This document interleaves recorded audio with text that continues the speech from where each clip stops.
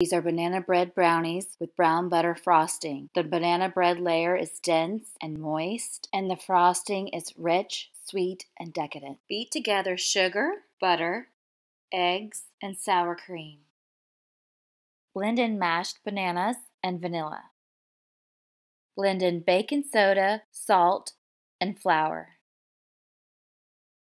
Pour into a floured and greased 9x13 baking dish and bake at 375 degrees for 30 to 35 minutes.